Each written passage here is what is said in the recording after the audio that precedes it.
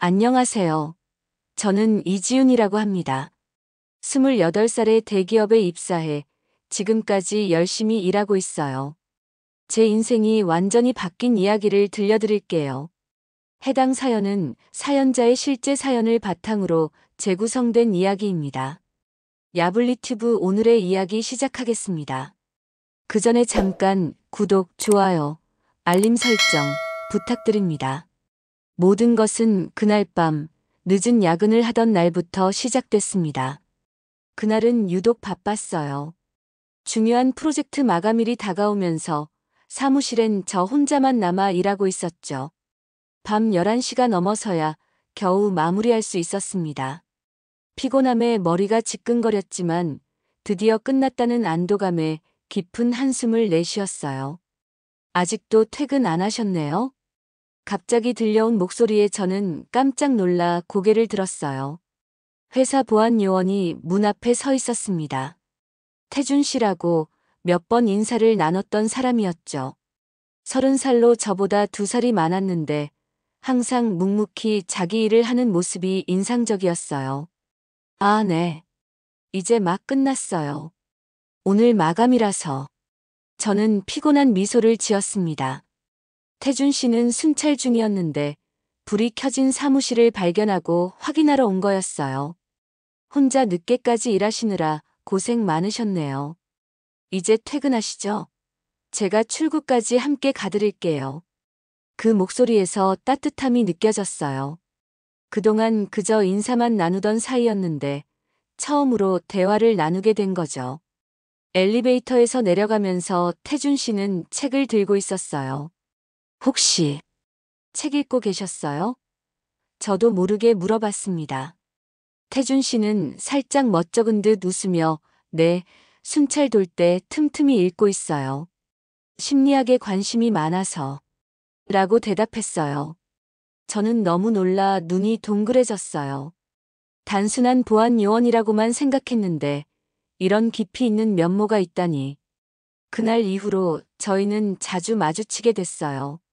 밤 늦게 퇴근할 때마다 태준 씨는 항상 저를 출구까지 배웅해 주었고 짧은 대화 속에서 서로를 알아가기 시작했습니다. 태준 씨는 퇴근 후에도 학원에 다니며 공부를 하고 있었어요. 자기 개발에 열심인 모습이 정말 멋져 보였죠. 요즘 시대에 이렇게 성실한 사람을 만나기 쉽지 않잖아요. 저는 점점 태준 씨에게 호감을 느꼈습니다. 그의 진지한 눈빛, 책임감 있는 모습, 그리고 따뜻한 마음씨가 저를 끌어당겼어요. 우리의 대화는 점점 깊어졌고 어느 날 태준 씨가 용기를 내어 저에게 식사를 제안했습니다. 지윤 씨, 혹시 이번 주말에 시간 되세요? 같이 식사라도 할까 해서요. 그의 목소리에서 살짝 떨림이 느껴졌어요. 저는 내심 기다리고 있던 순간이라 기쁘게 수락했고 그날부터 우리의 연애가 시작됐습니다. 회사에서는 비밀로 하면서 퇴근 후에 만나 서로의 이야기를 나누며 가까워졌죠. 태준 씨는 겉보기와 달리 정말 다정하고 지혜로운 사람이었어요. 저는 그와 함께하는 시간이 늘어갈수록 더 깊은 사랑에 빠져들었습니다. 1년쯤 연애를 하다 보니 자연스럽게 결혼에 대한 생각이 커졌어요. 태준 씨는 어느 날 한강공원에서 무릎을 꿇고 프로포즈를 했습니다. 반지를 내밀며 떨리는 목소리로 지윤 씨, 평생 함께 해주세요. 라고 말했죠. 저는 너무 감동해서 눈물이 핑 돌았어요. 그렇게 우리는 결혼을 결심했습니다. 하지만 주변의 반응은 냉담했어요. 제가 회사 동료들에게 결혼 소식을 알렸을 때 다들 어색한 표정을 지었죠. 그 보안 요원이랑 그 말투에서 비웃음이 느껴졌습니다. 특히 최 부장은 노골적으로 이렇게 이쁘고 날씬한데 좋은 회사에 들어와서 겨우 보안 요원이랑 결혼한다고 아깝다, 정말 아깝다라며 말했어요. 저는 너무 놀라 한동안 아무 말도 할 수 없었어요. 어떻게 이런 말을 대놓고 할 수 있는지 충격적이었죠. 태준 씨가 어떤 사람인지 그들은 전혀 모르는데 직업만 가지고 사람을 판단하다니요. 하지만 회사에서는 이런 일이 다반사였습니다. 날이 갈수록 뒷말이 늘어갔어요. 야, 나도 보안 요원 데이트해볼까? 돈 안 들겠다. 여자 동료들의 웃음소리가 화장실에서 흘러나왔을 때 제 가슴은 무너지는 것 같았습니다. 하지만 저는 태준 씨에 대한 믿음이 있었기에 그런 말들에 상처받지 않으려 노력했어요. 제 부모님의 반응도 기대보다 좋지 않았습니다. 태준 씨를 처음 만났을 때 부모님은 겉으로는 반갑게 맞아주셨지만 태준 씨가 자리를 비웠을 때 어머니가 제게 걱정스러운 표정으로 말씀하셨어요. 지윤아, 사람은 참 좋아 보이는데 그래도 너보다 능력이 낮으면 나중에 힘들어질 수도 있어. 엄마 말 믿어.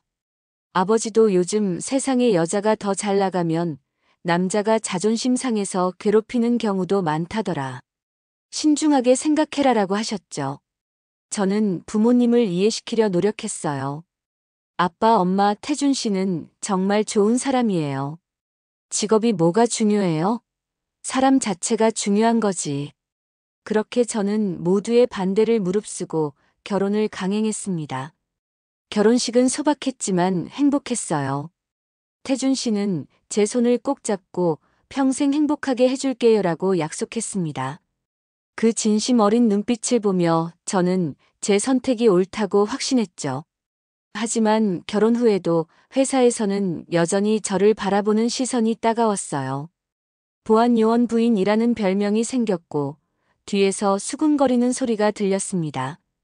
어떤 날은 엘리베이터에서 태준 씨와 마주쳤는데 함께 타고 있던 동료들이 일부러 큰 소리로 남편 출근했네, 좋겠다라며 놀려댔어요. 태준 씨는 묵묵히 참았지만 그의 손이 살짝 떨리는 걸 느낄 수 있었습니다. 그럼에도 불구하고 우리의 집은 항상 행복했어요. 태준 씨는 늘 저에게 괜찮아, 신경 쓰지 마. 우리만 행복하면 되라고 말하곤 했습니다. 저는 세상에서 가장 행복한 신혼이었지만 직장에서는 매일매일이 전쟁 같았죠. 하지만 이것은 시작에 불과했습니다. 진짜 악몽은 이제 막 시작되려 하고 있었어요. 결혼 후 회사에서의 상황은 더욱 악화되었어요. 단순히 뒷말이 아니라 노골적인 차별이 시작됐거든요. 특히 최 부장과 그의 측근들은 저를 마주칠 때마다 보안요원 부인이라고 부르며 비꼬았습니다. 어쩔 때는 태준 씨가 제 부서 근처에서 일하고 있으면 일부러 큰 소리로 야, 지훈 씨. 남편이랑 너무 좋아? 남편을 회사에서 만나니까 좋아? 라고 말하곤 했죠. 저는 너무 놀라 가슴이 덜컥 내려앉았어요. 태준 씨가 이런 말을 들으면 얼마나 상처받을까 걱정이 되었지만 다행히 그는 먼 곳에서 업무 중이라 듣지 못했습니다. 하지만 제 표정이 굳은 것을 본 최 부장은 오히려 더 신이 난 듯 주변 사람들에게 왜 사실이잖아. 귀엽지 않아?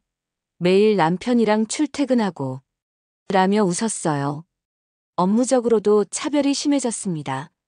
팀 내 중요한 프로젝트에서 저를 빼기 시작했고 회의에서는 제 의견이 무시되곤 했어요.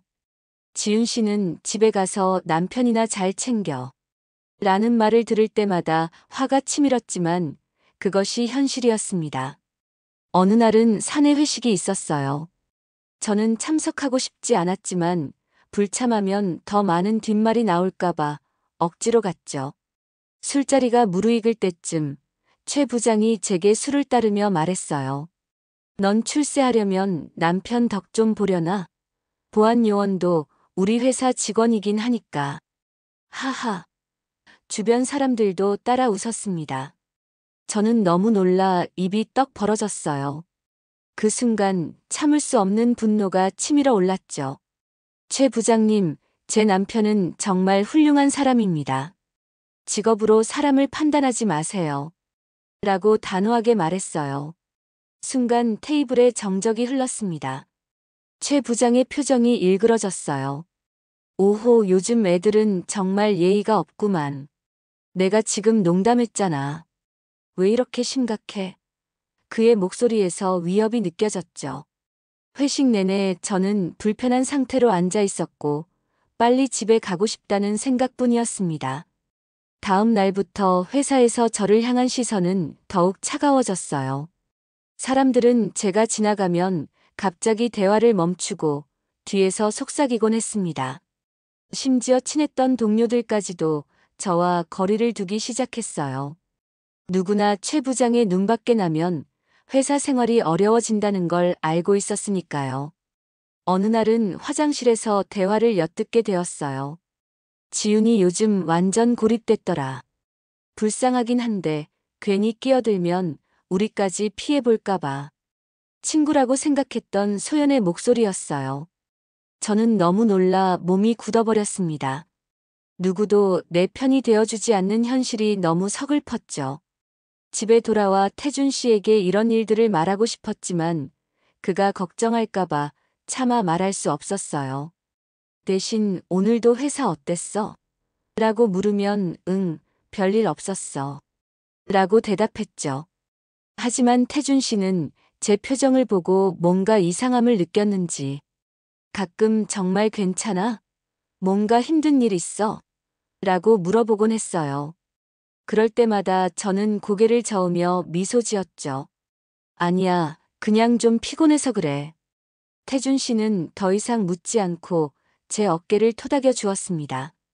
그런 태준 씨가 고마우면서도 홀로 이 모든 것을 감당해야 한다는 생각에 밤마다 이불 속에서 눈물을 훔치곤 했어요. 하지만 이것은 시작에 불과했습니다. 최악의 상황은 어느 월요일 아침에 벌어졌어요. 중요한 회의가 있어 평소보다 일찍 출근했는데 로비에서 태준 씨와 마주쳤습니다. 그는 밤 근무를 마치고 이제 퇴근하려던 참이었죠. 반가운 마음에 우리는 잠시 이야기를 나누고 있었어요. 그때 최 부장이 엘리베이터에서 내려오는 모습이 보였습니다.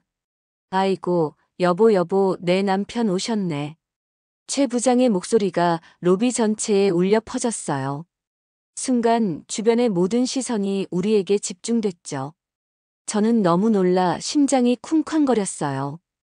태준 씨는 침착하게 인사를 건넸지만 최 부장은 그를 완전히 무시한 채 제게만 말을 걸었습니다.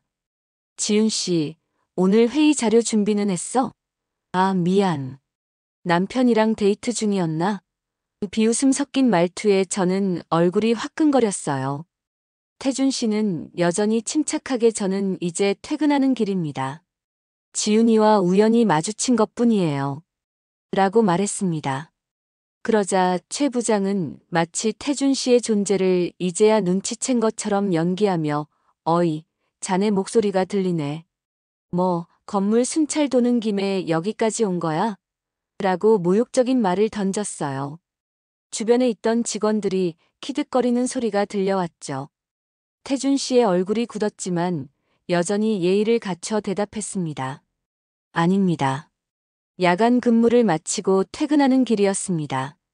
최 부장은 그 말을 듣자 더욱 신이 난 듯 주변 사람들을 향해 큰 소리로 말했어요. 야, 내가 보안 요원들 월급 주려고 일하는 줄 알아? 회사가 얼마나 빡센데 이런 애들 월급까지 신경 써야 하니 정말 골치 아프다니까. 저는 너무 놀라 그 자리에 얼어붙은 듯 서 있었어요.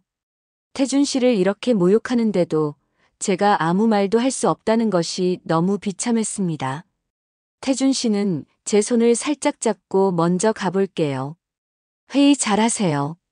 라고 말하며 자리를 떠났어요. 그의 뒷모습이 어딘지 쓸쓸해 보였죠. 최 부장은 태준 씨가 떠나자 제게 가까이 다가와 너도 정신 차리고 남편 좀 잘 가르쳐. 보안 요원이 뭐 그렇게 대단해? 내가 더 잘났잖아. 라고 말했어요. 그 말에 저는 참을 수 없는 분노를 느꼈지만 회사에서 생존하기 위해 억지로 미소를 지을 수밖에 없었습니다. 엘리베이터를 타고 사무실로 올라가는 내내 눈물이 나올 것 같았어요. 태준 씨가 얼마나 상처받았을지 생각하니 가슴이 아팠죠. 그날 하루 종일 저는 집중할 수 없었어요. 태준 씨에게 문자를 보내고 싶었지만 어떤 말을 해야 할지 몰랐습니다. 퇴근 후 집에 도착했을 때 태준 씨는 평소와 다름없이 저를 반겨주었어요. 마치 아침에 있었던 일이 아무것도 아닌 것처럼 행동했죠. 하지만 그의 눈빛에서 무언가 달라진 것을 느낄 수 있었어요. 오늘 아침에 있었던 일, 미안해. 제가 조심스럽게 말을 꺼냈어요. 태준 씨는 담담하게 웃으며 괜찮아. 신경 쓰지 마. 그런 사람들은 원래 그래. 라고 말했지만 그의 목소리에서 상처받은 기색이 느껴졌어요. 저는 너무 놀라 머릿속이 하얘졌어요. 어떻게 저런 상황에서도 이렇게 포용력이 있을 수 있는지. 태준 씨의 내면적 강인함에 새삼 감동했지만 한편으로는 제가 그를 제대로 지켜주지 못한다는 생각에 괴로웠습니다. 그날 밤 태준 씨가 잠든 후에도 저는 오랫동안 잠을 이루지 못했어요. 이대로는 안 된다는 생각이 들었죠. 하지만 어떻게 해야 할지, 무엇을 할 수 있을지 막막했습니다. 이 모든 상황이 더 나빠지기 전에 무언가 변화가 필요했어요. 상황은 더욱 악화됐어요. 그날 이후로 최 부장은 저를 더 괴롭히기 시작했습니다. 마치 제가 특별한 타깃이 된 것처럼 느껴졌죠. 어느 날 최 부장은 저를 불러 중요한 프로젝트를 맡긴다고 했어요. 지훈 씨, 이번 해외 클라이언트 미팅 자료는 내가 직접 준비해. 내일까지 완성해서 보고해. 불가능한 일정이었지만 거절할 수 없었어요. 그날 밤늦게까지 야근하며 자료를 준비했죠. 태준 씨에게는 중요한 업무가 있어서 늦을 것 같아라고 문자를 보냈어요. 밤 11시가 넘어 거의 작업을 마무리했을 때 사무실 문이 열렸습니다. 아직도 일하고 있네. 최 부장의 목소리에 저는 깜짝 놀랐어요. 그는 술 냄새를 풍기며 제자리로 다가왔습니다. 프로젝트 잘 돼가? 그가 물었어요. 네, 거의 다 끝냈습니다. 저는 긴장한 채 대답했어요. 최 부장은 제 옆으로 다가와 의자에 앉았죠. 보자, 어디 보자. 그러면서 필요 이상으로 제게 가까이 붙었어요. 저는 너무 놀라 숨이 멎는 줄 알았어요. 그의 손이 제 어깨에 닿았을 때 온몸에 소름이 돋았습니다. 부장님, 자료는 여기 있습니다. 저는 최대한 침착하게 컴퓨터 화면을 가리켰어요. 그는 제 말은 듣지도 않고 손을 제 허리로 내렸습니다. 이런 건 내가 직접 보고해야지. 일머리가 좀 없는 것 같은데? 그의 손이 점점 더 불편한 곳으로 향했어요. 저는 본능적으로 의자를 빠르게 밀며 일어났습니다. 부장님, 죄송하지만 이건 적절하지 않은 것 같습니다. 제 목소리가 떨리고 있었어요. 최 부장의 표정이 순간 일그러졌습니다. 이봐, 내가 너 키워주려고 그러는 건데 그렇게 까칠하면 회사 생활 힘들어. 알지? 그의 말에는 명백한 협박이 담겨 있었어요. 저는 자리를 정리하며 죄송합니다만 이만 가보겠습니다라고 말했죠. 최 부장은 획 돌아서며 알았어. 내일 회의 때 내 발표 기대하고 있을게. 망치면 그냥 넘어가지 않을 거야 라고 경고했어요. 전 떨리는 다리로 사무실을 나왔습니다. 엘리베이터에 탔을 때 눈물이 왈칵 쏟아졌어요. 이런 상황이 처음이 아니었지만 이렇게까지 노골적인 건 처음이었죠. 로비에 도착했을 때 놀랍게도 태준 씨가 서 있었어요. 저는 너무 놀라 그 자리에 얼어붙은 듯 서 있었습니다. 지훈아, 이제 퇴근하려고. 태준 씨가 환하게 웃으며 다가왔어요. 하지만 제 얼굴을 보자마자 그의 표정이 굳어졌죠. 왜 그래? 무슨 일 있었어? 저는 억지로 미소를 지으며 아니, 그냥 좀 피곤해서. 라고 말했지만 여전히 눈물이 맺혀 있었어요. 그때 엘리베이터 문이 열리고 최 부장이 나왔습니다. 그는 우리를 보고 잠시 당황했지만 곧 비웃음 띤 표정으로 다가왔어요. 오호, 여기서 뭐해? 퇴근 안 하고. 그가 제게 물었어요. 제 몸이 자연스럽게 뒤로 물러섰고 태준 씨는 그 반응을 놓치지 않았습니다. 무슨 일 있었어요? 태준 씨의 목소리가 낮아졌어요. 뭐가 있겠어? 부하 직원 관리하는 거지. 최 부장이 태연하게 대답했어요. 그러면서 제 팔을 잡으려고 했죠. 지훈 씨, 내일 발표 준비 잘해. 알았지? 그 순간 태준 씨의 눈빛이 변했어요. 그는 최 부장의 손목을 강하게 잡으며 손 떼세요라고 말했습니다. 공기가 얼어붙은 것 같았어요. 최 부장은 당황한 듯 했지만 곧 비웃음을 지었습니다. 야, 넌 그냥 보안 요원이잖아. 직원 관리에 끼어들지 마. 그 말을 듣자마자 태준 씨의 표정이 완전히 달라졌어요. 저는 태준 씨가 그렇게 화난 모습을 본 적이 없었습니다. 그리고 예상치 못한 일이 벌어졌어요. 태준 씨가 최 부장의 멱살을 잡고 주먹을 날린 거예요. 최 부장은 그대로 바닥에 쓰러졌습니다. 모든 일이 순식간에 벌어졌어요. 로비에 있던 다른 보안 요원들이 달려와 상황을 정리했고 CCTV가 모든 것을 녹화했지만 결과는 참담했습니다. 태준 씨는 다음 날 바로 해고 통보를 받았어요. 회사 내 폭력 행위라는 이유였죠. 저는 눈물로 밤을 지새웠고 태준 씨는 묵묵히 저를 위로했습니다. 괜찮아, 지훈아. 다른 일을 찾을 수 있어. 그는 담담하게 말했지만 저는 너무 괴로웠어요. 이 모든 일이 저 때문이라고 생각했거든요. 게다가 해고 통보 이후 태준 씨는 매일 아침 일찍 나가서 늦게 돌아왔어요. 새로운 일자리를 찾고 있다고만 말할 뿐 자세한 이야기는 하지 않았죠. 일주일 후 회사 전 직원이 모이는 원래 회의가 있었어요. 대강당은 이미 직원들로 가득 차 있었고 저는 구석자리에 앉았습니다. 최근 일어난 일 때문에 모두의 시선이 저를 향하는 것 같았거든요. 회장님이 입장하자 모두 일어나 인사했습니다. 회장님은 80대의 위험 있는 분이셨어요. 그분 뒤로 임원진들이 따라 들어왔고 회의가 시작됐습니다. 회사의 분기별 성과를 살펴보고 신규 프로젝트에 대한 발표가 이어졌어요. 그런데 마지막 순서에서 회장님이 직접 마이크를 잡으셨습니다.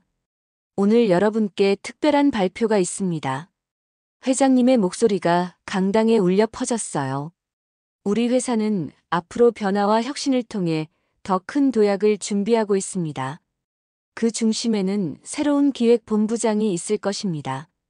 회장님은 뒤를 돌아보며 새로운 기획본부장을 소개합니다라고 말씀하셨어요. 그러자 정장 차림의 한 남성이 무대 위로 걸어 나왔습니다. 저는 너무 놀라 숨이 멎는 줄 알았어요. 태준 씨였어요. 대강당의 숨소리조차 들리지 않았습니다. 모두가 충격에 빠진 듯 했죠. 특히 최 부장과 저를 무시하던 동료들의 표정이 완전히 얼어붙었어요. 저는 너무 놀라 입이 떡 벌어졌습니다. 이게 어떻게 된 일인지 이해할 수 없었어요. 이태준 본부장님은 경영 수업을 위해 회사의 모든 부서를 직접 경험해 오셨습니다. 회장님이 설명을 이어가셨어요. 보안팀부터 시작해 회사를 바닥부터 배웠고 앞으로 우리 회사의 핵심적인 역할을 하게 될 것입니다. 태준 씨는 무대 위에서 자신감 넘치는 모습으로 서 있었어요. 그의 눈빛은 달라져 있었고 존재감이 완전히 달랐습니다. 그는 마이크를 받아 안녕하십니까? 이태준입니다. 라고 인사했죠.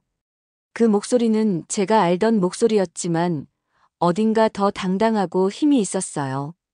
저는 지난 3년간 여러분과 함께 일하며 이 회사의 구석구석을 배웠습니다. 직원들의 실제 목소리를 듣고 현장의 문제점을 직접 체험하기 위해서였죠. 태준 씨의 말 한마디 한마디가 대강당에 울려 퍼졌어요. 앞으로 저는 더 나은 근무 환경과 기업 문화를 만들기 위해 노력할 것입니다. 그제서야 모든 것이 이해됐어요. 태준 씨는 단순한 보안 요원이 아니라 회장님의 손자이자 후계자 후보였던 거예요. 그는 자신의 특권 없이 회사의 밑바닥부터 경험하고 싶었던 거죠. 저는 그 자리에 얼어붙은 채로 앉아 있었어요. 머릿속이 하얘졌죠. 태준 씨와 함께한 모든 순간들이 주마등처럼 스쳐 지나갔어요. 그가 한 번도 자신의 신분을 밝히지 않았던 이유, 항상 겸손하고 성실했던 이유, 그리고 회사에서 받는 모욕을 참아냈던 이유. 모든 것이 설명됐습니다. 대강당을 둘러보니 모두의 표정이 달라져 있었어요. 최 부장은 창백한 얼굴로 자리에 앉아 있었고 그 주변 사람들도 마찬가지였죠. 그들의 눈에는 두려움이 가득했습니다. 제 옆자리에 앉아 있던 동료가 작은 목소리로 속삭였어요. 지훈 씨, 너 알고 있었어? 저는 말문이 막혔어요. 정말 몰랐다고 말해도 아무도 믿지 않을 거라는 생각이 들었거든요. 하지만 사실 저도 이제야 알게 된 충격적인 진실이었습니다. 발표가 끝나고 모두가 자리에서 일어나 박수를 쳤어요. 진심 어린 박수가 아니라 당황스러움과 공포에 가득 찬 박수였죠. 저는 그저 멍하니 앉아 있었어요.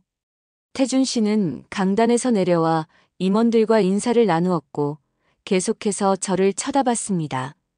그의 눈빛에서 미안함과 동시에 결연함이 느껴졌어요. 회의가 끝나고 사람들이 대강당을 빠져나가기 시작했어요. 아무도 저에게 말을 걸지 않았지만 모두의 시선이 저를 향하고 있다는 것을 느낄 수 있었습니다. 밖으로 나가자 사람들이 삼삼오오 모여 수군거리고 있었어요. 아니, 지훈이가 진짜 몰랐을까? 설마 다 알고 있었겠지. 보안 요원이랑 결혼한다며 우리 다 속인 거야. 근데 왜 숨겼을까?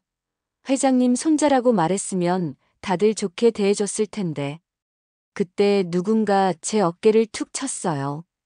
평소에 저를 무시하던 팀장님이었습니다. 갑자기 환한 미소를 지으며 지훈 씨, 나 사실 처음부터 태준 씨가 남다르다고 생각했어. 눈빛부터 달랐잖아, 그치?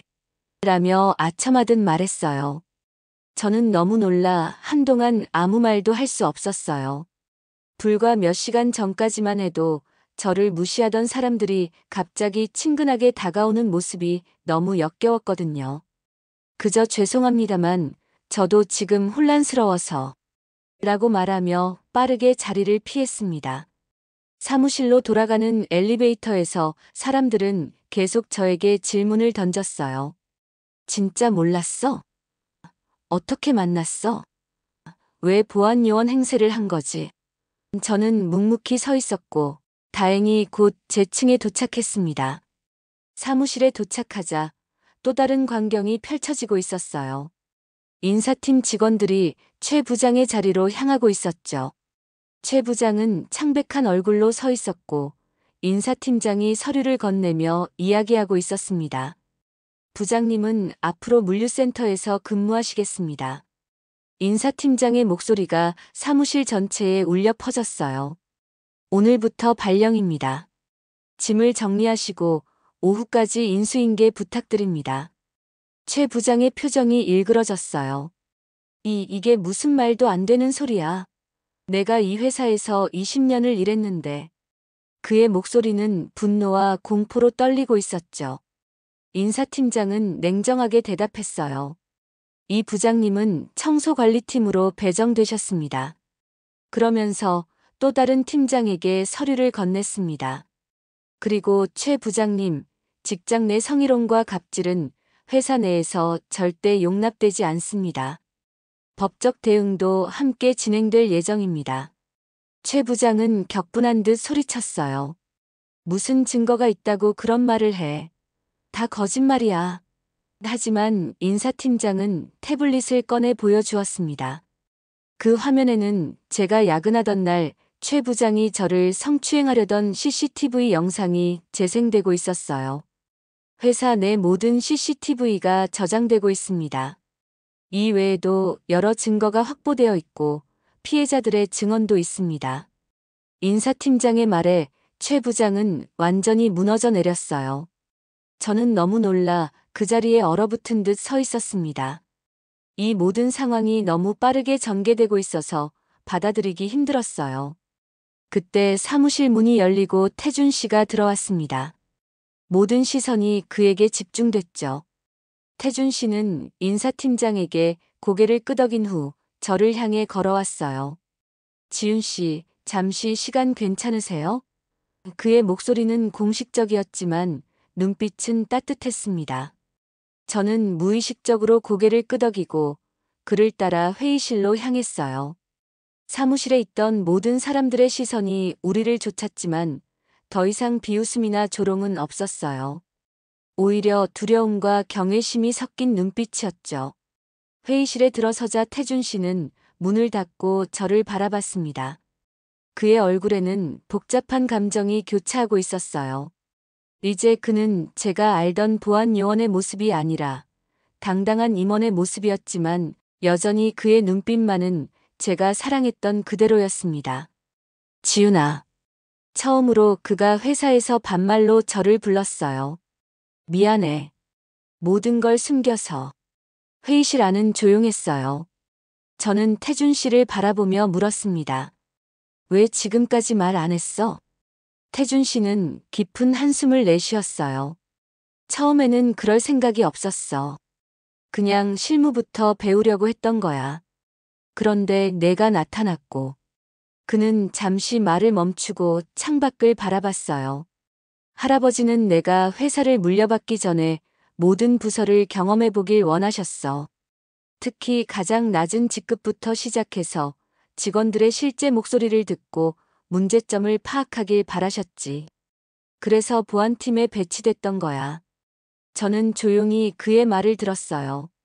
태준 씨는 계속해서 말했습니다. 그런데 내가 나타났고 내가 날 있는 그대로 대해주는 게 너무 좋았어. 다른 사람들은 내가 회장 손자인 걸 알면 다 가식적으로 구는데 넌 그냥 보안 요원인 나를 진심으로 존중해줬거든. 그의 목소리가 떨렸어요. 내가 날 좋아한다는 걸 알았을 때 진실을 말하고 싶었지만 두려웠어. 내가 나의 지위나 돈 때문에 마음이 바뀔까봐. 그래서 계속 미뤘던 거야. 저는 아무 말도 할 수 없었어요. 머릿속에서는 수많은 생각이 교차했죠.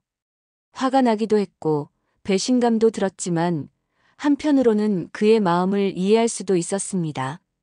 그럼 결혼한 뒤에도 왜 말 안 했어? 제가 다시 물었어요. 태준 씨는 조용히 웃으며 말했습니다. 회장님의 후광 말고 혼자 일어서고 싶었어. 그래서 맨 아래부터 시작한 거야. 내가 스스로 성공하는 모습을 내게 보여주고 싶었어. 그의 말에 제 눈에서 눈물이 흘러내렸어요. 태준 씨, 당신이 어떤 사람인지는 이미 알고 있었어. 보안 요원이든 뭐든 그건 중요하지 않았어. 태준 씨는 제 손을 살며시 잡았어요. 미안해, 지훈아. 용서해 줄 수 있어?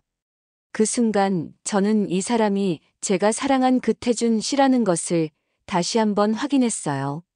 직위가 바뀌고 옷이 바뀌었을 뿐 그의 진심은 여전히 같았습니다. 저는 고개를 끄덕였어요.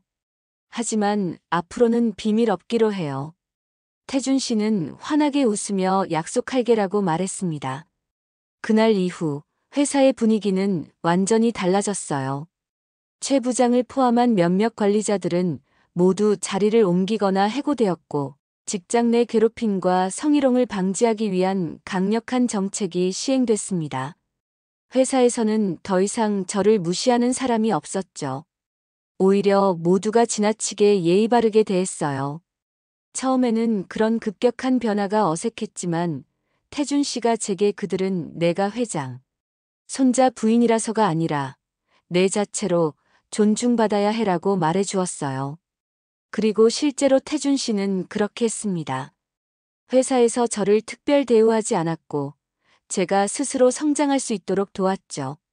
몇 달 후 우리는 새 집으로 이사했어요. 대저택이 아니라 우리가 함께 고른 아늑한 아파트였습니다.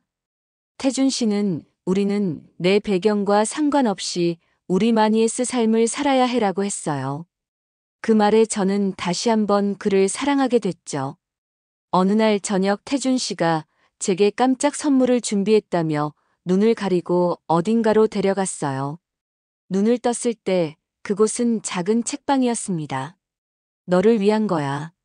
내가 항상 책방을 갖고 싶어 했잖아. 태준 씨의 말에 저는 너무 놀라 말을 잇지 못했어요.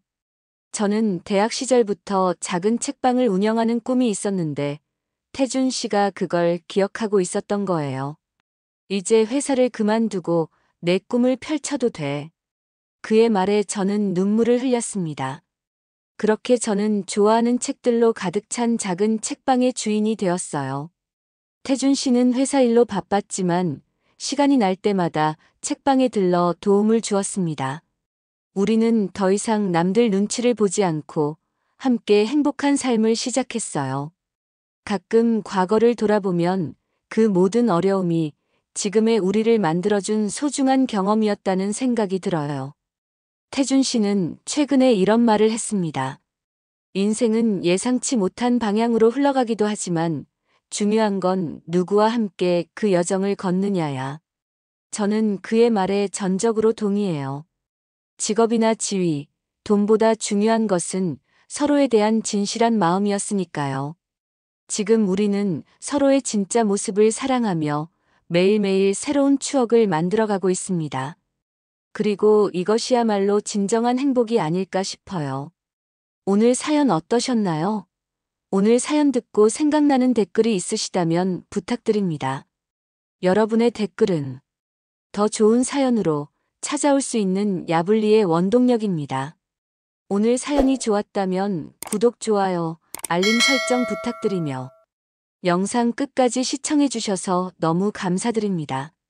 더 좋은 영상으로 다시 찾아뵙는 야불리 튜브가 되겠습니다. 늘 건강 조심하시고 알차고 즐거운 하루 되세요. 야불리 튜브였습니다. 고맙습니다. 그리고 늘 사랑합니다.